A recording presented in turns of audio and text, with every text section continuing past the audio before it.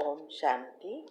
आपका प्रश्न है, मेरा बेटा है, उसके लिए हमने लड़की पसंद करी हुई है।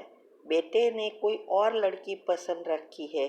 मेरे बेटे ने जो लड़की पसंद की है वो ठीक नहीं है। हम यह चाहते हैं कि जो लड़की हमने पसंद की है, मेरा लड़का उस लड़की से शादी करे। तो कौन सा स्वमान लो जिससे ये इस लड़की से पीछा छूटे और योग भक्ति करूँ, उस लड़की से शादी के लिए हाँ कर दे जिसको हम चाहते हैं।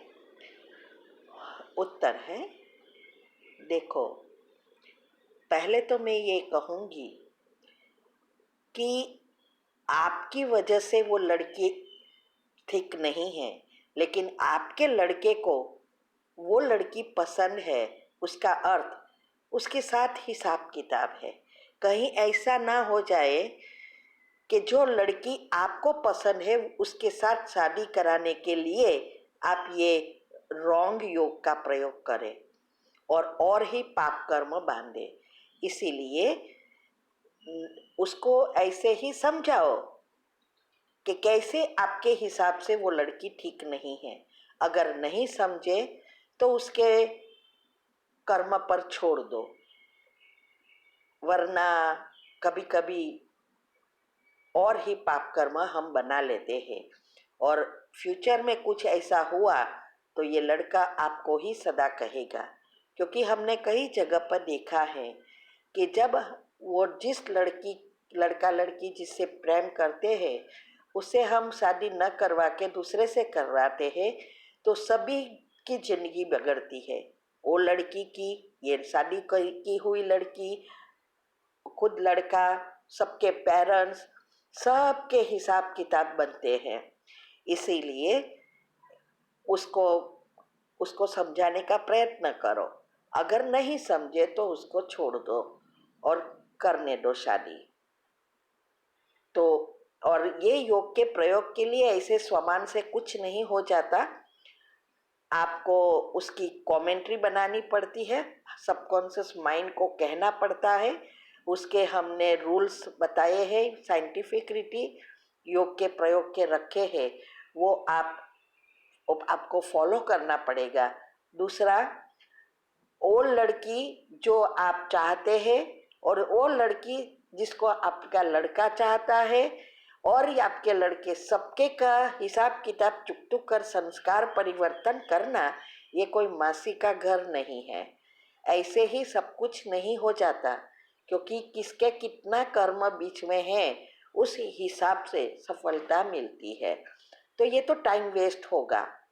इससे तो अच्छा है आप पुरुषार्थ में ध्यान दो और लड़की को जो आप और ये लड़के को जो करना है वो करने दो। नहीं तो ये योग के प्रयोग न तो खत्म होगा और इतने में आपका पुरुषार्थ के लिए भी समय बिगड़ेगा और ही ऊपर से नेगेटिव एनर्जी आप भरेंगे। तो ये सब सूक्ष्म से सूक्ष्म पाप कर्म की या कर्म की गुह्य गति है। बाकी आपके ऊपर है, आपको जो अच्छा लगे वो कर सकते हो। ओम शांति।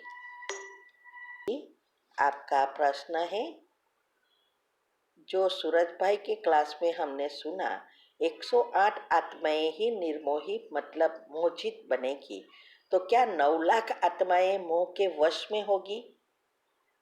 दूसरा प्रश्न है, नष्टो मोह की सूक्ष्म चेकिंग करने की विधि क्या है जिससे हम अपनी चेकिंग कर सके? उत्तर है, देखो, वैसे तो निर्मोही या संपूर्ण पवित्र बनने के लिए 2 करोड़ जो सतयुगी आत्माएं हैं वो सब करेंगे, लेकिन ऊपर नीचे अवस्था होती रहेगी। और फिर 9 लाख आत्माएं भी ये पुरुषार्थ करेगी कि वो संपूर्ण बने और पहले नंबर में आए। लेकिन ये जो 108 की बात कर रहे हैं वो कंप्लीटली मोहित नहीं, लेकिन सभी विकारों से मुक्त। संकल्प में भी मोह ना हो, स्वप्न में भी नहीं होगा और सजाओं से मुक्त होगी। इसीलिए 8 और 108 वो अलग है। 9 लाख आत्माएं भी पूरा पुरुषार्थ करेगी, फिर भी परसेंटेज ऊपर नीचे हुआ होगा। नए सूक्ष्म पाप कैसे कितने बने, पुराने कितने गए, कितने ऊपर नीचे हुए, अंत में कैसी अवस्था हुई, उस अनुसार नंबर पढ़ते हैं। तो 9 लाख आत्माएं भी बनेगी मौजूद या संपूर्ण बनने की पूरा पुरुषार्थ करेगी, फिर भी अवस्था के कारण वो पीछे नंबर पड़े। इसीलिए तो नंबर पढ़ते हैं। क्यों 8, 108, 16,108 सब नंबर पड़े, उसका कारण ही यह है। दूसरा आपका प्रश्न जो है नष्ट मोह बनने की चेकिंग, सूक्ष्म चेकिंग, तो उसकी हमने जो ऑडियो बनाई है कि कैसे सब धारणाएं करें। अगर आप सब धारणाएं संपूर्ण रीति करेंगे, ऑटोमेटिक नष्टो मोहा बन जाएंगे। और उसका बैरोमीटर है संपूर्ण संतुष्टता। स्वप्न में भी इच्छा मात्रम अविद्या हो, कोई भी चीज की इच्छा ना हो, चाहे स्थूल चाहे सूक्ष्म। मोह का अर्थ ये नहीं कि सिर्फ सगा संबंधी, मोह का अर्थ सभी चीजों भी, घूमना, खाना पीना, पहनना, तैयार होना, ब्यूटी पार्लर में जाना, बहुत कुछ लिस्ट है, सबसे मुक्त होना है।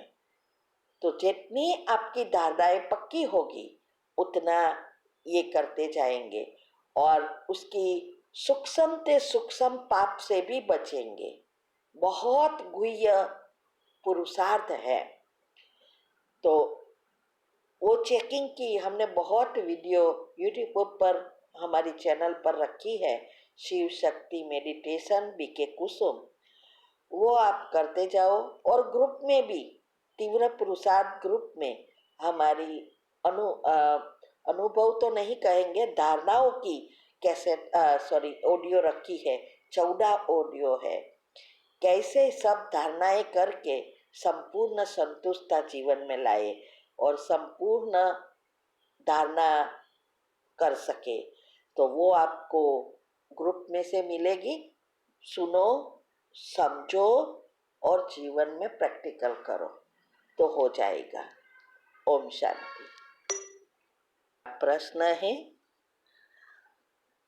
मेरा लौकिक भाई है, मैं व अपनी फैमिली में वो मस्त रहता है, ठीक से बहनों से बात भी नहीं करता। ज्ञान की वजह से ले लो या हम बड़ी बहनें हैं, हम हमेशा चुप रहते। सहन शक्ति बहुत यूज की, लेकिन उसने सबसे बड़ी बहन से बदमाशी की बात की। हम इस बार राखी पर भाई के घर नहीं गई, उसने भी फोन नहीं किया। मैंने अपने जीवन में बहुत सहन किया है। बाबा भी कहते हैं, बच्चे, हर आत्मा से अब तुम्हें दुआ लेनी है। सहन शक्ति हो, उधर युगल से भी हिसाब चुकतुक कर रहे हैं। सहन शक्ति के द्वारा क्या भाई के मामले में भी सहन करना चाहिए? उत्तर है, पहले तो मैं ये कहूँगी, आपका लगाव भाई से बहुत है, इसीलिए ये लगाव छोड़ो। अच्छा है वो संबंध ना रखे तो एक हमारा अटैचमेंट तो टूटे। वो ऐसा कर रहा है, वो बाबा आपको चांस दे रहा है। क्यों आपको दुख लगता है? क्यों आप फील करते हैं, सहन करते हो? सुनते हुए नहीं सुनना, देखते हुए नहीं देखना, ये अवस्था बनाओ। और ऐसे कुछ भी हो तो अंदर से खुश हो कि हिसाब किताब उसके साथ तो चुकतू होए, क्यों हम नया बना रहे हैं। तो सहन करने के बाद अगर उस बातों का चिंतन चलता रहे कि सहन करना, इसका मतलब आप नए पाप कर्म बना रहे हो। ये सहन करना अर्थात फुल स्टॉप लगा देना, जो हुआ भूल जाना, ड्रामा और कर्म की गुह्य गति को समझना। तो आपके भाई जो भी कर रहा है, आपने उसके साथ पिछले जन्मों में किया होगा, इसीलिए वो हिसाब किताब चुकतू हो गया, और आप फिर से उसका चिंतन करके सहन किया करके आपके मोह के वश होकर नए पाप कर्म बना रहे हो, और वो हिसाब किताब आपको चुकतू करना ही पड़ेगा। आप पुरुषार्थ कर रहे हो, अंतमति सोगति आपको करनी है, आपके भाई को नहीं। तो नुकसान किसको होगा? आपको। तो राखी ना बांधी तो इसमें क्या हो गया? फोन नहीं किया तो इसमें क्या हो गया? हिसाब किताब चुकतू करो, समय बहुत कम है। और आपकी बात से यही साफ नजर आ रहा है, जो खुद को कभी नहीं समझ में आता लेकिन दूसरों को पता चल जाता कि कितना लगाव है। और ये बात याद रखना, ये मोह और लगाव या कोई भी चीज वस्तु व्यक्ति से होगा, वही आपका अंतिम पेपर है।